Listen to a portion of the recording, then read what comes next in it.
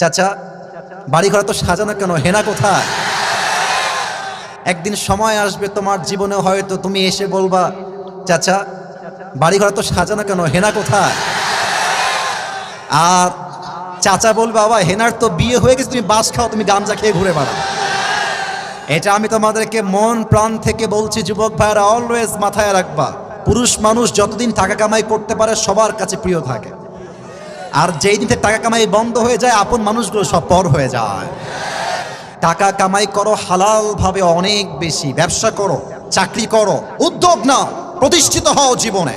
যদি মায়ের কাছে সেরা সন্তান হতে চাও, যদি বাবার কাছে সেরা সন্তান হতে চাও, যদি তুমি তোমার স্ত্রীর কাছে সেরা স্বামী হতে চাও, যদি তুমি তোমার সন্তানের কাছে সবচেয়ে প্রিয় বাবা হতে চাও, তুমি যদি বোনের কাছে সবচেয়ে প্রিয় ভাই হতে চাও, টাকা কামাই করা ছাড়া কোনো গতি নাই যুবক ভাইরা। বলো বলো বলো।